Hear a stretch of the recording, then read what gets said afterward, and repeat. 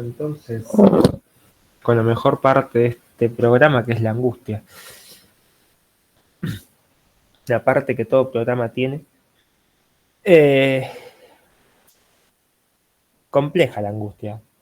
Mientras Sofi sigue aceptando gente, yo ya arranco a hablar.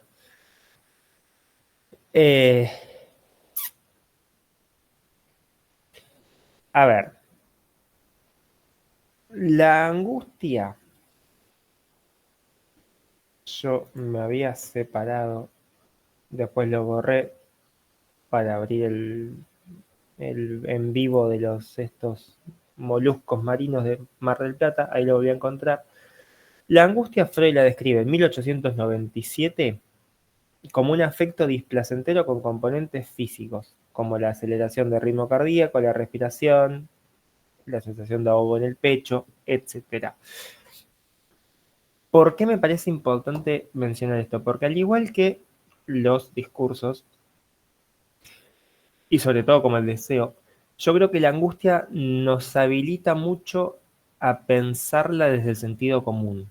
Decir, bueno, uno está angustiado cuando siente lo que yo siento cuando estoy angustiado. O al menos esa ha sido mi experiencia en el pasaje de esta materia y anteriores. Y en realidad en psicoanálisis la angustia es algo muy particular. De hecho, no es lo mismo decir estoy angustiado que estoy triste, por ejemplo, o estoy angustiado que estoy ansioso, o estoy angustiado que tengo miedo. De hecho, el miedo justamente es una de las transformaciones posibles. Pero lo que quiero apuntar es que la angustia en psicoanálisis tiene un lugar privilegiado. ¿Por qué?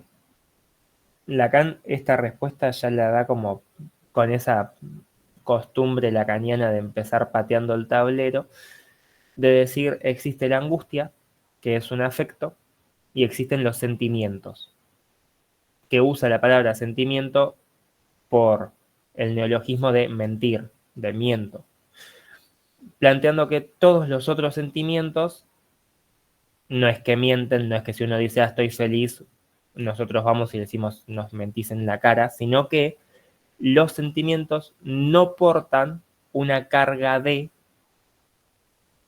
algo de la certeza que la angustia sí.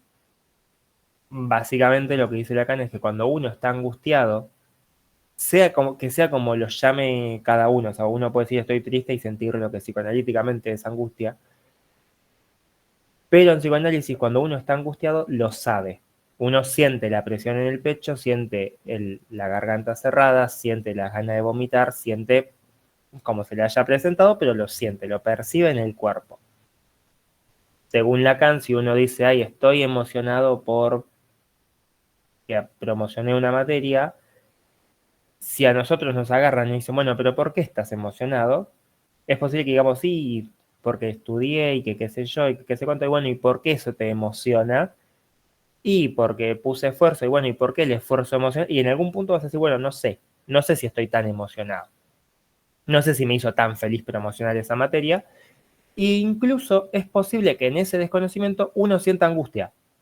Es decir, que uno llega y dice, bueno, estoy emocionado por esto, y el lacaniano nos destruya la emoción que llevamos, y el resto que queda de eso es angustia de vuelta. Entonces decís, bueno, yo ahí no sé qué siento, pero sé que estoy angustiado de vuelta. Ese lugar específico de la angustia, Lacan dice, esto tiene que significar algo. ¿Y qué significa? En un primer momento es que la angustia, uno de los primeros hitos que podemos marcar, es que la angustia algo tiene que ver con el objeto A, con el objeto real del cuerpo.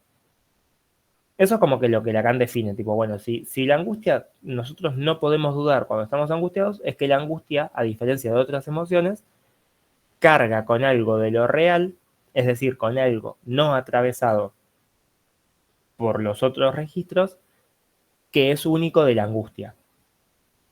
En el seminario 10 después va a decir, o sea, todo esto lo dice en el seminario 10, pero más adelante dentro del seminario va a decir que justamente el sentimiento de angustia surge cuando algo de ese objeto real, ese objeto A, aparece en escena. Está la frase esta de el objeto A se posa sobre el horizonte de la escena psíquica del sujeto, por lo cual yo siento que acá empiezan como a la vez presentarse y explicarse todos los conflictos que implica el psicoanálisis lacaniano, porque si nosotros hablamos de discursos, el objeto A está metido. Si nosotros hablamos de deseo, el objeto A está metido. Si nosotros hablamos de síntoma, el objeto A está metido. Y si el objeto A aparece en escena, nos angustiamos. Entonces, todo lo otro, el deseo, los síntomas, los discursos, las posiciones, son formas que tiene el sujeto de alguna manera esconder ese objeto A. Tenerlo como cerca, pero no a la vista. Y cuando esa estrategia falla, lo que se produce es angustia. Cuando la estrategia de Dora de yo salgo con el señor K y le cuido los hijos de la señora K va acá y yo y ta, cuando todo eso se cae en mi mujer no es nada para mí, la única respuesta que puede dar Dora es angustia. De vuelta Dora, allá arriba. Próxima clase de repaso, Sofi, tengo una foto de Dora clavada acá atrás, arriba del título porque es magnífico. Eh, Ya de bebé, en mi casa había una foto de Dora en la cocina. Totalmente. Dora es fascinante. De hecho, Dora nos permite. Existe esta maravillosa frase que es inhibición, síntoma y angustia, que la dijo Freud, que para quienes no estuvieron en el repaso de prácticos, yo banco mucho a Freud, que inhibición, síntoma y angustia, Lacan va un paso más. Y en vez de ser tres, las ubica en un cuadro que tal vez vieron, tal vez a alguno le suene un cuadro doble entrada en el cual está inhibición, después síntoma y después angustia, como en una diagonal. José en una clase, yo me acuerdo que estuvo como 20 minutos debatiéndose y después dijo, estoy diciendo una boludez y se confirmó que después de la angustia, o sea, inhibición, síntoma, angustia, después de eso, siguiendo la misma diagonal, estaría el acto más allá de la angustia. Siempre me acuerdo con cierta ternura porque como que él estaba como que sí, pero no, pero sí, pero no, y de repente se frenó y dijo, estoy diciendo una pelotudez, chicos, por supuesto que está ahí. Y siguió su clase. ¿Por qué el acto está más allá de la angustia? Lo dejamos para después porque vamos a estar el resto de la hora hablando de eso. Pero antes de llegar a ese punto, Lacan agrega 4 fenómenos. El cuadro comparativo se asocia en movimiento, es decir, movimiento del sujeto, que va de arriba hacia abajo, y dificultad, que va de izquierda a derecha. La inhibición es la que menos movimiento produce y la que menos dificultad requiere. Básicamente, si uno, no sé, si a uno le gusta una persona y cuando la va a invitar a salir se hace el boludo y se va, se inhibió, pero no hubo movimiento y tampoco costó demasiado hacerse el boludo. ¿Sí? Esa es la inhibición. Siguiendo la columna de movimiento está la emoción, que requiere la misma dificultad que la inhibición, porque uno no requiere dificultad para sentir emociones, pero te moviliza más una emoción, sentirse aterrado, por ejemplo. Eh, y por último está la turbación, que es ya cuando, como que yo siempre lo asocio a esto de me quedé pensando en, o me quedé con la sensación de, como que no es solamente una emoción que aparece, sino es una emoción que aparece y como que trastoca algo del sistema. Dificultad, subimos un poquito de dificultad, está el impedimento, que esto ya se asocia más a, ¿cómo se llama? A esas pantomimas o esas obras que hacen los neuróticos, el hombre de las ratas, cuando no puede él ir a tal lugar porque tenía que ir tal día y tal cosa, y había organizado todo un sistema que lo único que le permitía a él era no llegar al lugar que tenía que llegar, eso es un impedimento. Debajo de eso está el síntoma, requiere más movimiento. Y por último, en la línea del embarazo está, en la línea de dificultad, está el embarazo. El embarazo no es embarazo femenino o sea, embarazo de cría, es embarazo de la palabra en inglés, embarazed, que es como esta sensación de estar como dislocado, que es la que más dificultad psíquica requiere y más dificultad de tramitación conlleva, pero que tampoco requiere movimiento psíquico. Y al final de todo eso, lo que más movimiento produce y lo que más dificultad conlleva, está la angustia. Ya para mí, esa explicación, yo siento que la pregunta esta del texto de Damiano de por qué es importante conservar la dimensión de la angustia en la clínica psicoanalítica, si nosotros ubicamos que la angustia es lo que más movimiento produce y lo que más dificultad conlleva, algo de esa lógica tiene que aparecer, es decir, por algo es tan movilizante. Cerca de la angustia también están el pasaje al acto y el acting out, que también, si nosotros pensásemos en el esquema, que el esquema, yo esto no se los puedo copiar acá ni en pedo, ¿no? Porque Meet no se copa tanto, no. El esquema, si nosotros lo pensásemos, síntoma, pasaje al acto y acting out, construyen como una barrera, como que encierran a la angustia.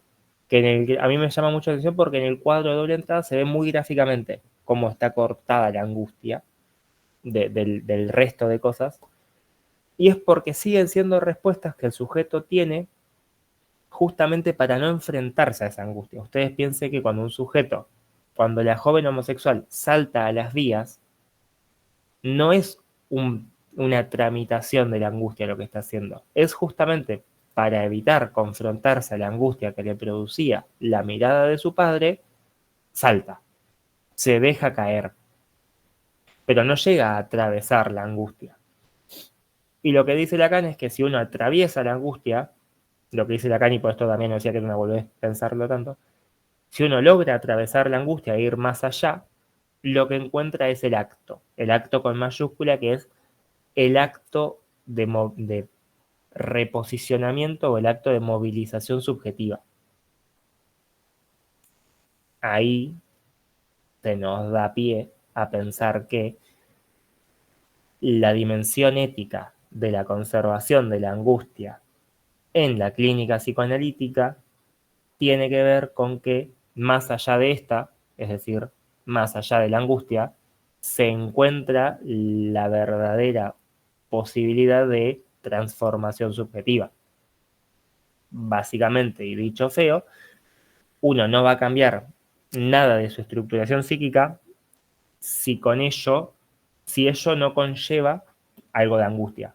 Porque si no hay angustia, no se está accediendo a ese más allá estructural que permite el acto.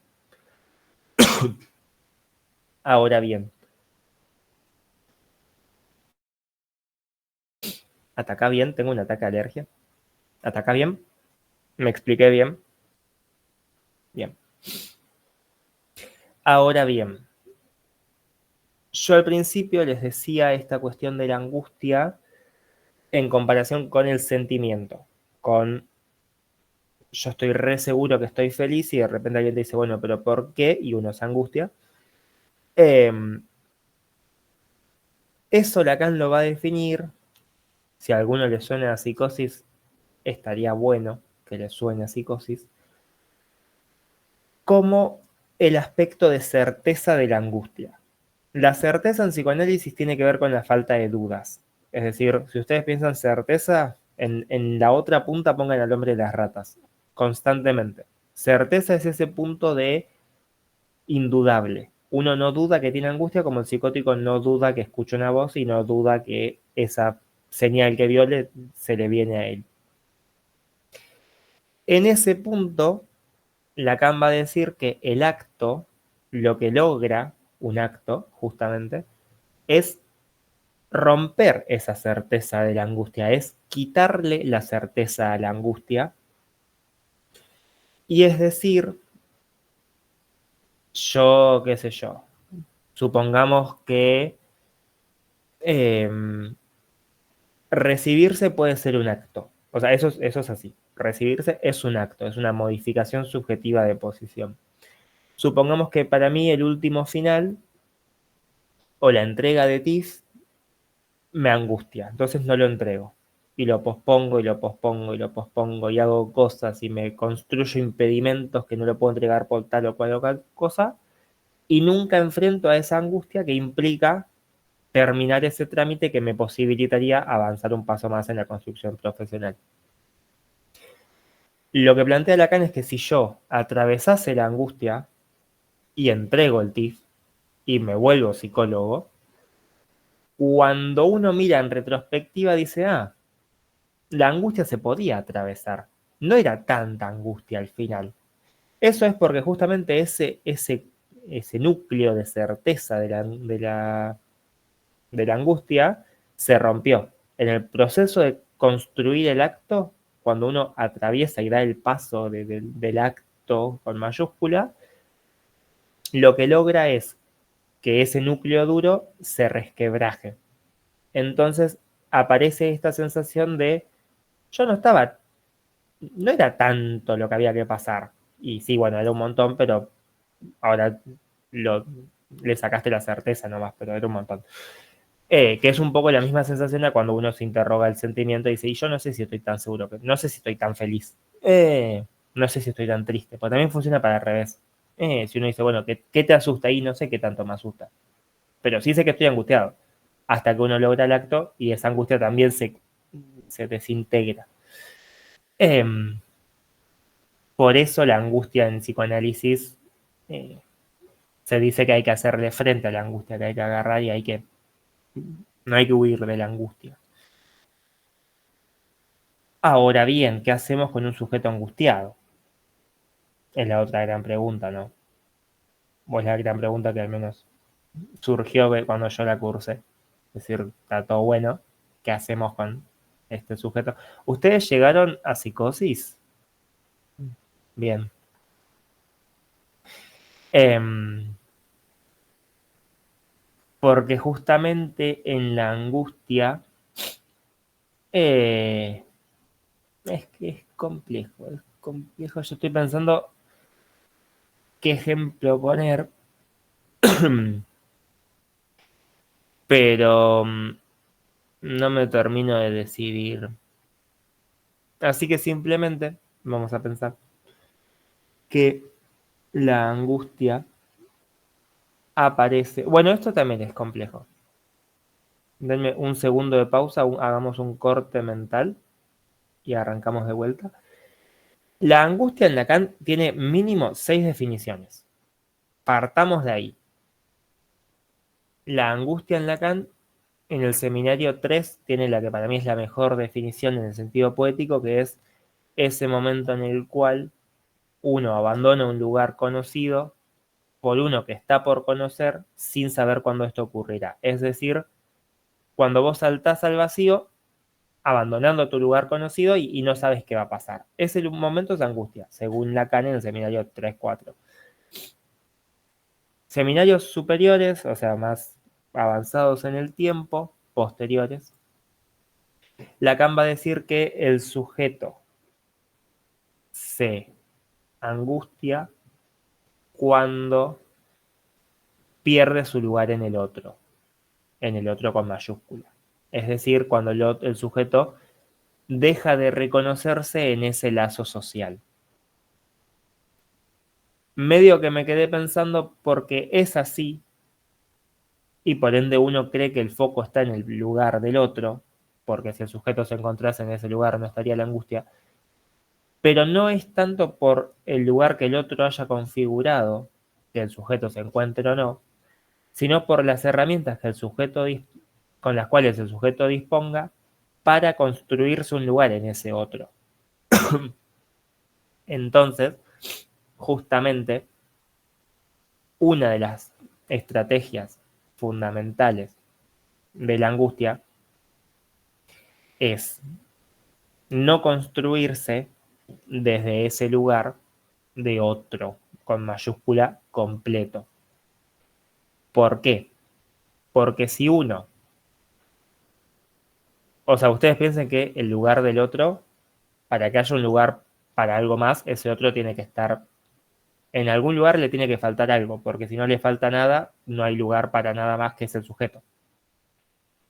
Si uno como analista llega y se posiciona en el lugar del otro que todo lo sabe, el sujeto con su angustia no puede darle respuesta porque su angustia no está respondida en el lugar del otro, porque justamente es suya, no es del otro, y el otro todo lo sabe. Entonces, todo lo que el otro sabe no le está respondiendo.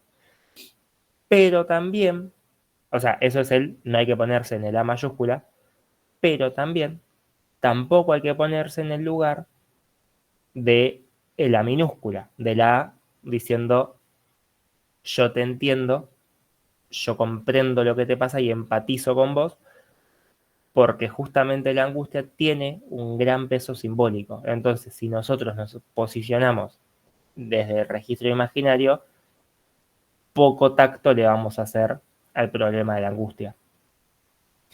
En ese lugar, lo que se plantea, que para mí queda muy lindo, es muy complejo y seguramente en la clínica a todos nos pase más de una vez que no lo hagamos, y es que lo que hay que alojar no es la angustia, no es decir, yo te entiendo, no te preocupes, compartimos el sentimiento, sino que es alojar el objeto A, es decir, es alojar la castración, es decir, es reconocerse también castrado, es permitirle al sujeto ubicar esa posición de castración, el objeto A es castración, en un lugar que no sea suyo, que ese objeto A vuelva al campo del otro y que él pueda seguir como ubicándolo más allá de su propia singularidad. Eso cómo se hace no tengo ni idea, chicos. Eso es como el texto de Lacan de la dirección de la cura. Eso es más o menos lo que se apunta a hacer. Pero bueno, hay un caso, por ejemplo, que me acuerdo que se ve en prácticos, no sé si ustedes lo vieron, en el cual la analista le dice a una mujer que había tenido varias operaciones, le dice algo así como, a mí también me angustiaría, no, a mí me angustia escuchar que vos pasaste por todo esto. Pero no es un yo entiendo tu angustia, es a mí me angustia también. O sea, yo también, a mí también me duele esto que vos estás diciendo. Y que de repente eso a la paciente le sirvió, porque lo que sintió ella en todo el caso, no todas las coordenadas específicas y singulares, es que no era la única que estaba sufriendo por eso que le estaba pasando a ella. Que al menos al analista también le dolía. No, no sabía qué significaba, pero sabía que a alguien más le estaba doliendo lo que ella estaba atravesando. Pero no es que el analista le dijo, yo te entiendo porque somos iguales. Le dijo, yo como otro ser humano también me duele. También también llevo esta marca del objeto A encima y me atraviesa. Eh, de vuelta, suena re lindo. Y queda ahí. Eh, y después, acá volvemos al problema del programa. Dice duelo, depresión y crisis vitales. ¿Eso ustedes lo vieron? Ok. Melancolías y melancolizaciones de la angustia, no. Eh, la clínica del trauma, No, no, solo algo de angustia. Llegamos. claro, lo que pasa que, El recorrido que hiciste, hizo el profe. ok, o sea, angustia, acto, lugar de la certeza, Sí, sí. es, El acting out, bueno, las posibles intervenciones que tienen que ver con esto que estabas diciendo a lo último, eh, la modo de intervención ahí. Eh, no sé, estoy pensando si algo más de unidad 4, pero no, era eso más que nada. Ok, acting out y pasaje al acto. ¿Qué Sí. podemos decir de eso? Eh, yo lo relacioné con este cuadro que mencionabas antes del movimiento y la dificultad. Eh, Relaciona la angustia, ver esos tres tipos de movimientos que se pueden generar. El acting out, el pasaje al acto y, bueno, el acto. El acto encima creo que lo vieron. Ah, ahí. Fue vinculado al caso de la joven homosexual. Ah, claro. Sí, sí. Es más, encima cuando vos mencionabas este ejemplo del TIF y demás, justo el acto lo vimos cuando se vio neurosis, neurosis obsesiva. Así que fue todo más o menos ese recorrido que fuimos haciendo y sirvió un montón para aclarar. Sí, es que la neurosis hay A mí siempre me fascinó porque Freud en el Inhibición, Síntoma y Angustia dice que el fenómeno fundamental de la neurosis es la angustia. Como que no importa con qué estemos tratando, si el sujeto tiene un nombre del padre, el problema que tiene es la angustia, fundamentalmente. Yo creo que no voy a hacerles de vuelta. No, yo no les voy a hacer a ustedes tatuarse a Dora, pero sepan que se pueden tatuar a Dora porque pasaje al acto y acting out en Dora se ven muy bien, también, porque tiene también. Dora no satisfecha con haber construido el mejor ejemplo de histeria, hizo el mejor ejemplo de angustia también, pero la joven homosexual tiene justamente un pasaje al acto muy marcado, que es muy significante también, y el acting out. El acting out es justamente, a mí me fascina porque es esa construcción de una escena para un otro, pidiéndole básicamente una respuesta. O sea, es como un gran cartel de qué mierda te pasa, dijo el casi licenciado, a ese gran otro. Que si ustedes lo piensan, es en la joven homosexual, en el cuadro estaría puesto como uno de los mayores movimientos con menor dificultad que la angustia, porque es más fácil actuar algo, una escena construida, que atravesar la angustia. Eh, la joven homosexual caminaba con su amada por la puerta del trabajo del padre, temiendo que el padre la encuentre. Entonces vos si caminas 2 cuadras a la izquierda, no te va a ver. Pero había algo de ese como casi mostrar, como de ese sí pero no, que le permitía a ella posicionarse de manera distinta en relación a ese malestar. Eh, en Dora es la carta de suicidio. Dora escribe una carta en la que se va a matar y que encima ni siquiera es un me suicidé porque, sino es como un yo voy a hacer esto y la deja sobre el escritorio de la casa, en donde todos estaban, tipo, pasaban y dijeron, che, ¿qué es esta carta? Y dijo, ahí justo la encontraron. Eso pero no es consciente. Yo ¿cómo se llama? Lo caricaturizo por una cuestión más de cómo ubicarlo más específicamente, pero ni Dora ni la joven homosexual podrían responder que ellas hacían eso para que alguien lo viese. Dora en su momento estaba muy angustiada al punto de escribir una carta de suicidio, que no es poco, y la joven homosexual estaba como nerviosa, porque yo me acuerdo que en algún texto lo dice, no en el caso, no en el historial, pero en otro, que ella misma relata que está como siempre tensa de que el padre la encuentre y sin embargo, por una cuestión u otra, por una excusa u otra, termina siempre pasando por enfrente del trabajo. Esa cuestión de, por cuestiones del destino, yo tengo que pasar por acá, se pueden leer como una construcción de un acting out para que con suerte ese gran otro observe esto que yo estoy construyendo para él. El pasaje al acto es, como yo siento de algún modo, la versión más grotesca. O sea, el pasaje al acto es justamente cuando esa escena, en vez de construirse para un otro, se rompe totalmente y el sujeto se desdibuja.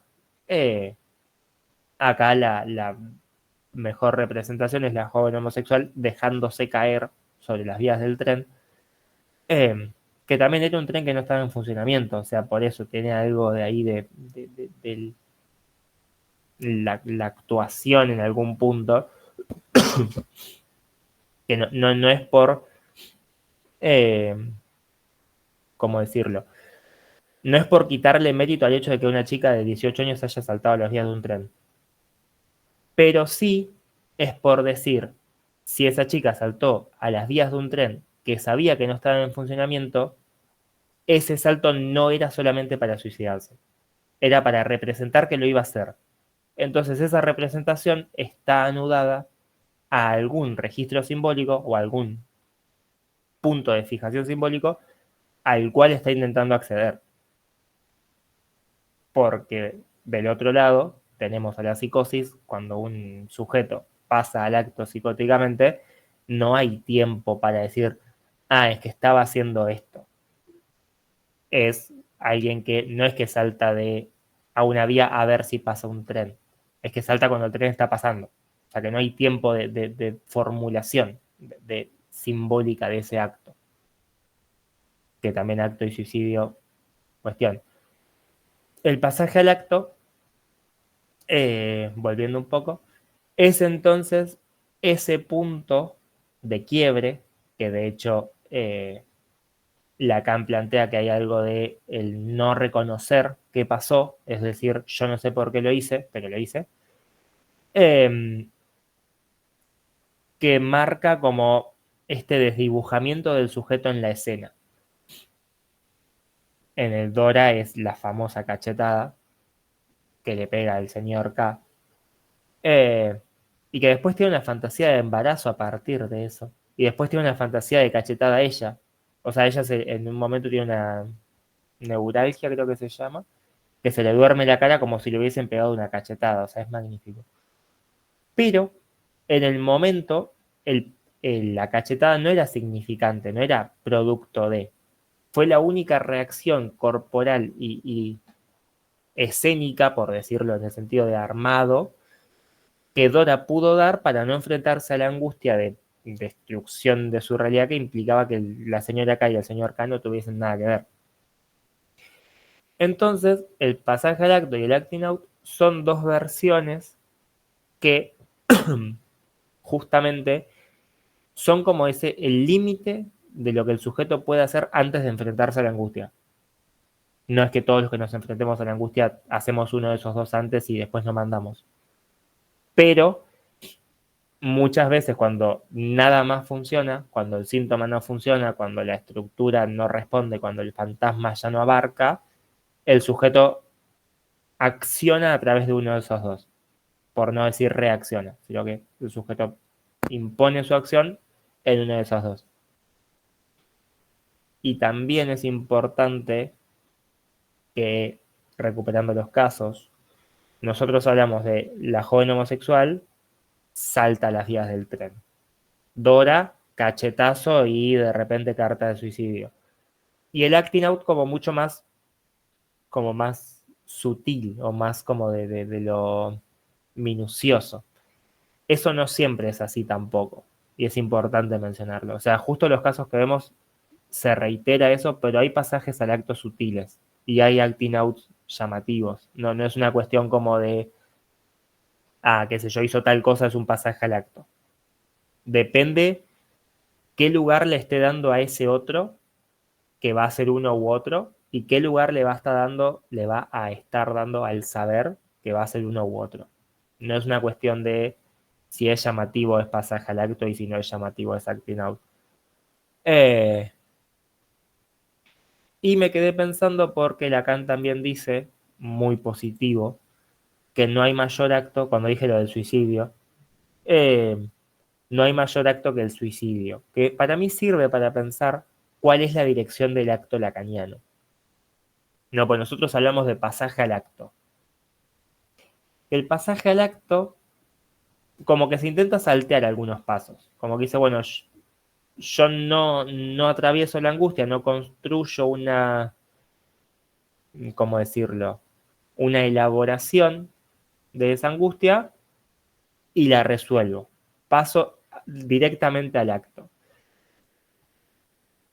Y Lacan en ese punto dice que justamente no hay mayor acto que el suicidio. Fuerte como pocos. Pero a lo que va es que no hay ningún movimiento subjetivo mayor que la muerte. Una vez que uno se suicida, ya no hay nada que le permita al sujeto volver a su estado anterior. Es un pasaje del cual no se vuelve. Y por ende es el acto más radicalizado. Qué sé yo, para mí podría haberlo puesto en otros ejemplos, pero o sea, me genera un poco como esa sensación. Eh, pero, nada, para pensar esto del pasaje al acto, ¿no? De que como que pasa. A mí me gusta mucho esa sensación de que como que saltea todo lo demás. Tipo, el tiempo de comprender, el momento de elaborar, como que, bueno, no, directamente al acto.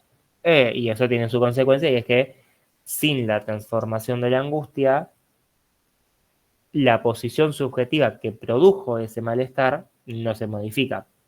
Y ahí volvemos de vuelta a la posición ética de por qué nos tenemos que preocupar cuando un sujeto... Bueno, que de hecho hay un... No sé si ustedes lo tienen, hay una charla muy interesante que es qué pasa cuando un sujeto nunca se angustia en análisis.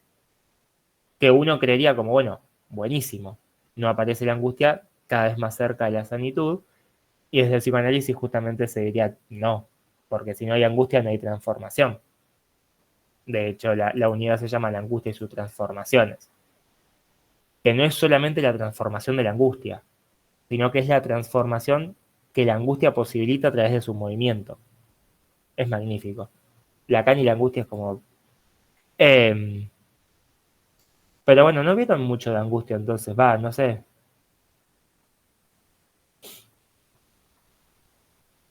Me pareció.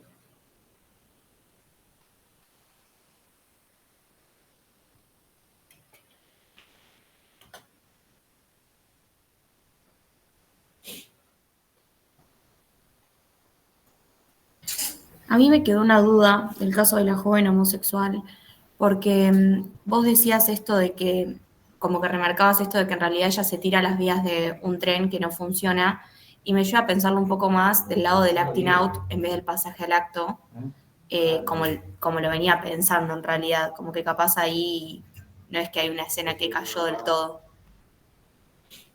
Sí, lo que pasa es que no lo hace, por ejemplo, enfrente del padre. El pasaje al acto lo que tiene es que no está dirigido a un otro. Es un acto casi corporal, no es que la joven homosexual esperaba que el padre la encuentre tirada en las vías. Que ahí sí se podría hablar más de un acting out. Lo que modifica o lo que sitúa a eso en el pasaje al acto es justamente más su acción de eh, como casi reactivo, no elaborado ni siquiera en el plano de la imagen, ni siquiera en el plano de la construcción escénica para que alguien lo vea. Ella estaba por las vías, o sea, ella vio la mirada de su padre y fue a las vías y se tiró, y no le avisó a nadie. No fue como un armado más de todo esto otro que se dice cuando pasa por enfrente del trabajo con Dora con la carta. Pero Claro, sí, ahí entiendo. son Porque la lecturas. diferencia con la carta de Dora es muy clave. Claro, o sea, vos pensás que, ustedes piensen que distinto sería si de repente la joven homosexual va a viajar con toda su familia a alguna ciudad y esperando en la estación salta a una vía que está vacía.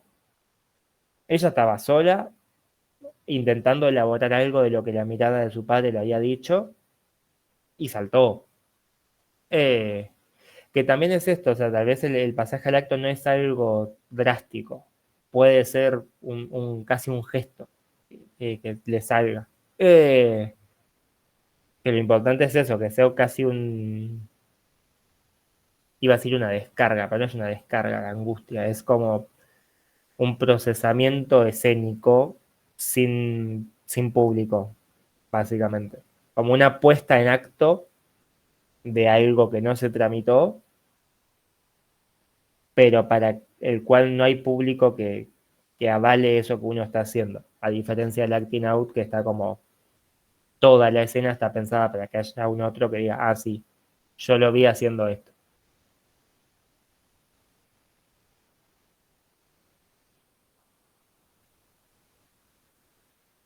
¿Alguna pregunta más?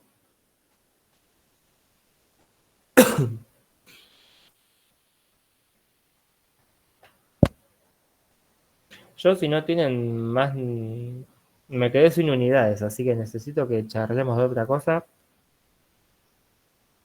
O arrancamos con psicosis, ya fue.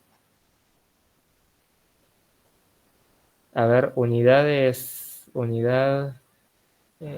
sea, unidad 1, 2, 3 y 4, los temas que ustedes me dijeron que revisaríamos o que ustedes vieron, entiendo que vimos todos. ¿O faltó algo? Sí. Excelente. Si no quedan dudas y no me dejan empezar a hablar de los nudos borromeos, de repente... A mí me gustaría tocar el sujeto supuesto saber, que sé que es algo que, o sea, fuimos viendo a lo largo de los teóricos, pero capaz que podés como sintetizarlo de alguna manera más clara. El sujeto supuesto saber, primero a mí me fascina esto que Suárez, ustedes no lo tuvieron a Suárez, no, era el antiguo titular. Siempre decía que lo importante es que es un sujeto supuesto, más allá del saber o no, que no son ustedes. O sea, que el sujeto supuesto saber es un sujeto, es una construcción de una identidad, pero que no es el analista, está puesta sobre el analista. Eso como primer punto, porque una de las cosas que se pueden llevar a malinterpretación es decir, bueno, lo que yo sé es justamente esto, qué hacer con la angustia, qué hacer con la estructura tal, qué hacer con... Y eso no es el saber que se supone que ustedes saben. El sujeto supuesto saber es justamente esta construcción de el malestar que el sujeto trae a la consulta, es presentarle que ese malestar está en lugar de otra cosa. Solamente es eso. Es decir, esto que a vos te genera este movimiento no está solo. Es producto de una X. Esa X yo no la sé, como yo como analista no la sé, pero es necesario que el sujeto crea que sí lo sé. O sea, el sujeto supuesto saber es la construcción del saber de la razón de malestar en algún punto. Es esa construcción de decir, él sabe a dónde apunta mi malestar, a dónde está anclado.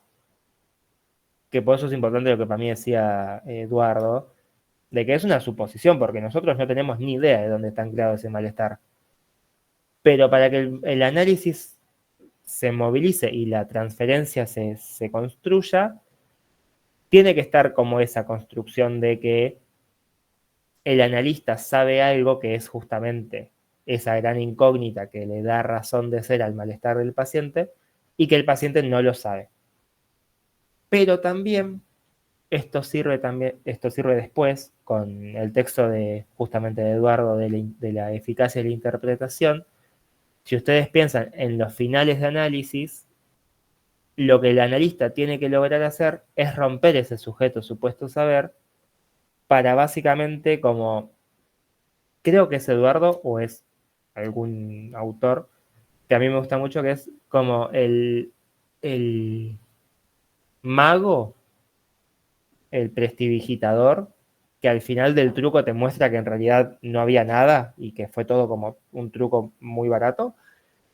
El final del análisis, teórico y hermoso y abstracto, sería el analista diciéndole, mira, eso que a vos te genera malestar es el malestar mismo.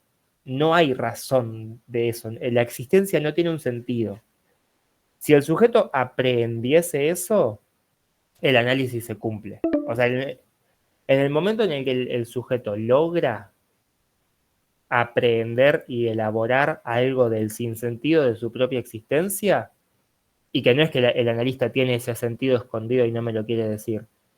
El analista no lo tiene y yo no lo tengo y nadie lo tiene porque la existencia misma está atravesada por el sinsentido.